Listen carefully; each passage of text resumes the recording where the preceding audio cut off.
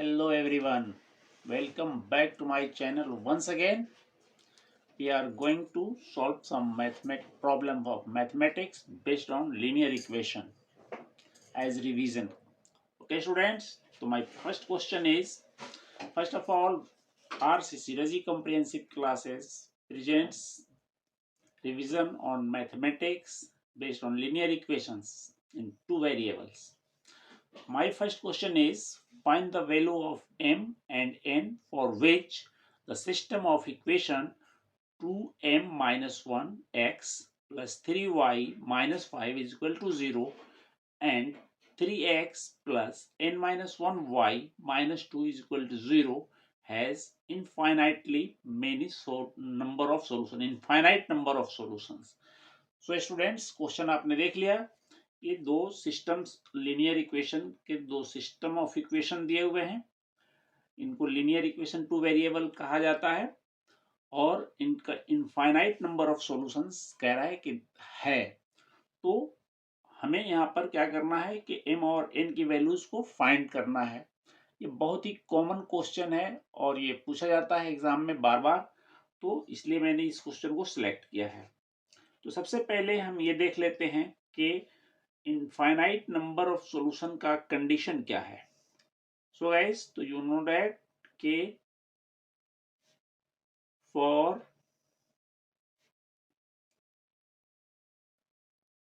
infinite number of solution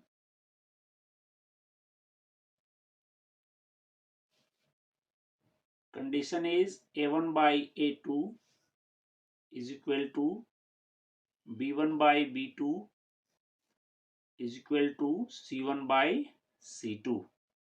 This is the given condition for which any system of linear equation into variable has infinite number of solutions.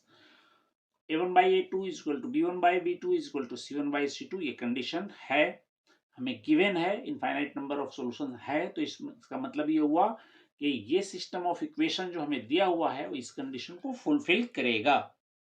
तो हम इसी condition को लेकर के चल रहे हैं। अब हमें देखना ये है गाइस कि यहाँ a1 क्या है। तो this is a1, 2m minus 1 a1, 3 is b1, sorry ये a1 और ये a2 एंड b1 3 और b2 n minus 1 and c1 -5 और c2 -2। तो इन्हीं चीजों को हमें लिख लेना, ये कोई नई बात नहीं है, आप लोगों को सिर्फ रिवीजन कराना है। तो हम लिखेंगे 2m minus 1 by 3 यानी a1 by a2 is equal to b1 is 3 and b2 is n minus 1 is equal to c1 minus 5 divided by minus 2। अब हमको ये एक इक्वेशन मिला। अब इस इक्वेशन में हम m और n की वैल्यू फाइंड कर सकते हैं बहुत ही इजीली। हम क्या करेंगे, फर्स्ट और लास्ट टर्म को इक्वेट कर लेंगे। ठीक है स्टूडेंट्स, क्या करेंगे, 2m minus 1 upon 3 is equal to, ये माइनस और माइनस कैंसिल हो जाएगा, एक्चुअल में बचेगा 5/2। इन दोनों को फर्स्ट और लास्ट टर्म को इक्वेट करते हैं और इक्वेट करने के बाद हमें क्या मिलेगा, देखिए क्या मिलेगा, 2 से ये मल्टीप्लाई होगा, देखिए 2 से क्रॉस मल्टीप्लाई यहाँ होगा, 2 into m, 2m minus 1 is equal to 3 5 15। अब यहाँ मल्टीप्लाई कर लीजिए इसको, ब्रैकेट खुलता हुआ, 2 2 4m minus 2 1 2 is equal to 15 और 4m is equal to 15 plus 2 और 4m, m डायरेक्ट लिखिए, 15 plus 2 17, 17/4। This is the value of m। Now अब हम क्या करेंगे students, second and third term को इक्वेट करेंगे। तो क्या होगा हमारे पास, 3/n-1 is equal to 5/2 again cross multiply 5 into n-1, यहाँ क्रॉस मल्टीप्लाई हम कर रहे हैं, इज इक्वल टू 3 2 जा 6। ओके, फिर हम इसको मल्टीप्लाई करेंगे ब्रैकेट के अंदर, इसको 5 को मल्टीप्लाई करेंगे, 5n-5 इज इक्वल टू 6 और 5n is equal to 6 minus 5, इधर आकर के राइट हैंड साइड में +5 हो जाएगा, और n is equal to 6 + 5 11 upon 5. In this way we can say that the values of m and n are this. क्या m is equal to 17 upon 4 और n is equal to 11 upon 5. So these are the values of m and n for which the given equation has infinite number of solution. So this question is done. I hope कि आप लोग इसको अच्छे से समझ गए होंगे. Now second question is here. Students, this is word problem type question. हमने questions को 3 टाइप्स के क्वेश्चंस मेनली इस चैप्टर से पूछे जाते हैं. उन 3 टाइप्स के क्वेश्चन में से एक एक क्वेश्चन हमने लिया है ताकि आपको रिवीजन आपका अच्छी तरह से हो जाए. Guys, question is saying Sumit is sorry, यहाँ पे हम एज ऐसे लिखिए, Sumit is 3 times as old as his son. Sumit की आयु जो है, एज जो है, अपने बेटे की उम्र की 3 गुनी है. We are talking about the present age. 5 years later he shall be 2.5 times as old as his son. ऐसे 5 साल के बाद वो उसका एज अपने बेटे के 5/2 मतलब 2.5 गुना हो जाएगा. ठीक है, 2.5 का मतलब 2.5 गुना. तो find the present age of Sumit and his son. तो स्टूडेंट, ऐसे क्वेश्चन को सॉल्व करने के लिए सबसे पहले हम let the present age of Sumit is x years and that of his sons is y years. समझ में आ गया आप लोगों को? हमने सुमित के प्रेजेंट एज को x मान लिया, उसके बेटे के प्रेजेंट एज को y मान लिया. अकॉर्डिंग टू कंडीशन, देखिए आपको स्टेटमेंट जो वर्ड्स प्रॉब्लम में स्टेटमेंट्स लिखना होता है अकॉर्डिंग टू द कंडीशन. ठीक है स्टूडेंट्स, देखिए Sumit is 3 times as old as his son. Sumit x, present age, son y. Sumit is 3 times. Sumit 3 times है, इसलिए इक्वेट करने के लिए उसके सन के इसको 3 से मल्टीप्लाई करेंगे तो ये दोनों एक, मतलब हम इसको, इस वर्ड को इक्वेशन में ट्रांसलेट कर पाएंगे. तो दिस इज फर्स्ट. देखिए Sumit is 3 times as old as his son, यानी Sumit x is equal to 3y. Sumit 3 times है एज उसका, तो मल्टीप्लाई सन्स के एज में करेंगे, ये हमेशा याद रखिए. अब यहां लिखिए 5 years hence, 5 years hence या 5 years later, 5 साल बाद क्या हो जाएगा, सुमित के एज में भी +5 होगा और उसके सन के एज में भी +5 ऐड होगा. ये सबको पता है कि आज अगर कोई लड़का 10 साल का है तो 5 साल बाद वो 15 years का होगा ही होगा. अब क्या रिलेशन रह जा रहा है भाई, 2.5.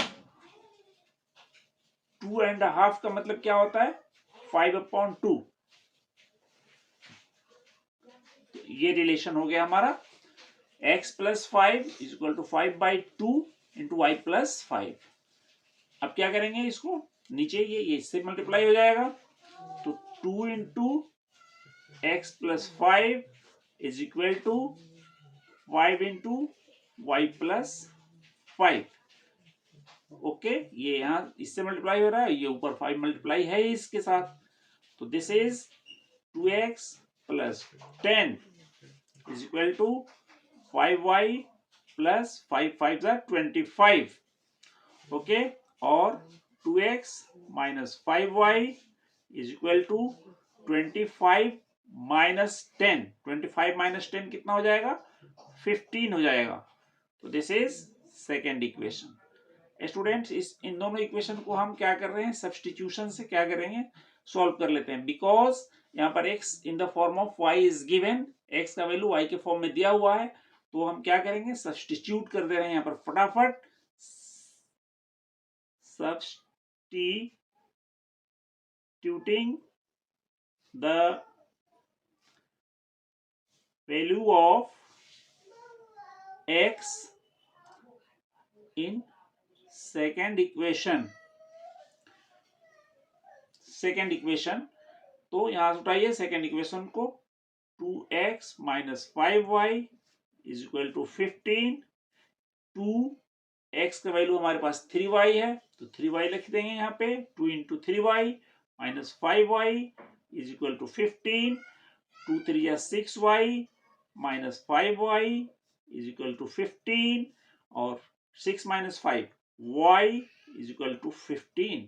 ये तो सुमित के बेटे की उम्र निकल गई, और क्या है, now x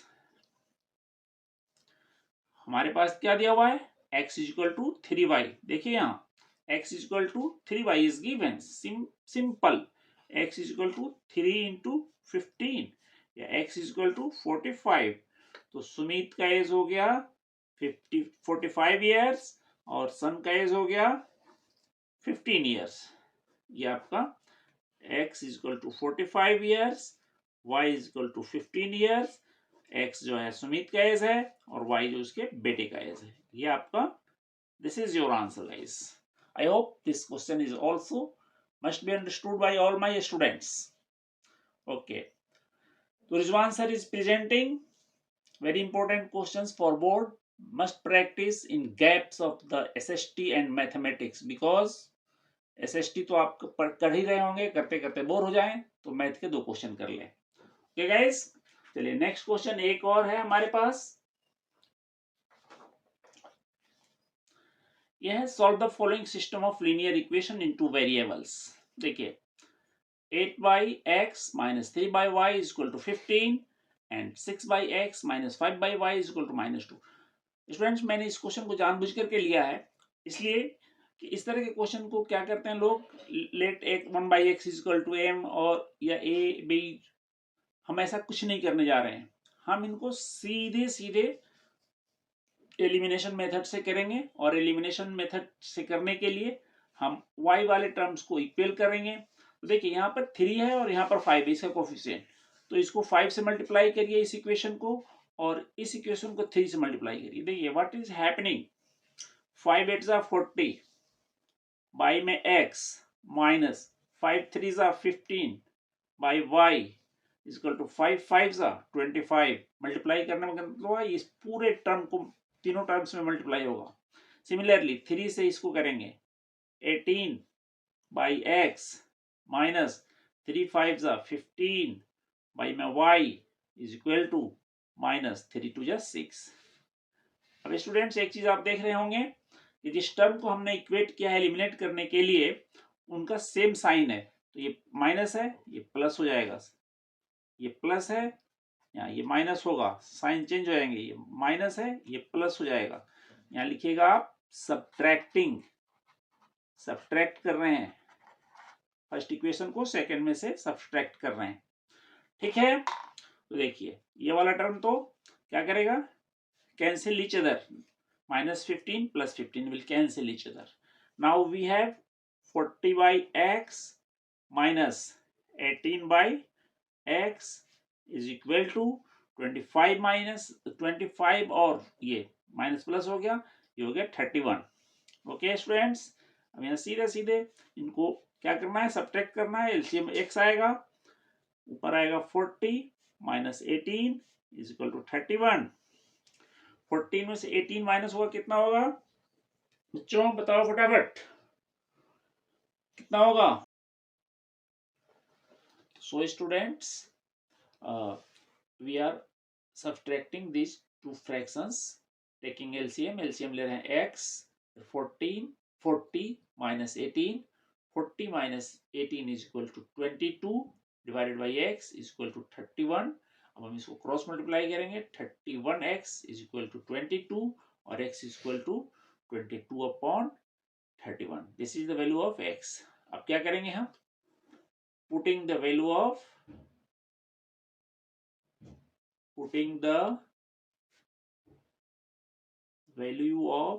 x in first equation में इस वैल्यू को रख दीजिए। तो फर्स्ट इक्वेशन हमारा क्या है? 8 बाई में x minus 3 by y is equal to 5। ये इक्वेशन हमारा फर्स्ट है, इसमें हमने रख दिया 8 डिवाइडेड बाई x का वैल्यू आया 22 upon 31 minus 3 by y is equal to 5। इसको हम क्या करेंगे स्टूडेंट्स? 8 और नीचे वाला फ्रैक्शन रिवर्स हो जाएगा, y में 22 और इस 5 को इधर ले देंगे, -5 is equal to 3 by y positive हो जाएगा ऐसा करने से। ठीक है, तो अब देखिए इसको आप 2 4 जा 8 और 2 से 11 बार में ये कैंसिल हो गया। 4 से 31 को मल्टीप्लाई करेंगे, 4 1 जा 4, 4 3 जा 12, 124 बाई में 11 minus 5 by 1 is equal to 3 by y. इसको सब्ट्रैक्ट करने के बाद हमारे पास एलसीएम आए, इसको एलसीएम लीजिए 11 124 माइनस 1 11 जा यहाँ पर 55 आएगा is equal to 3 by Y.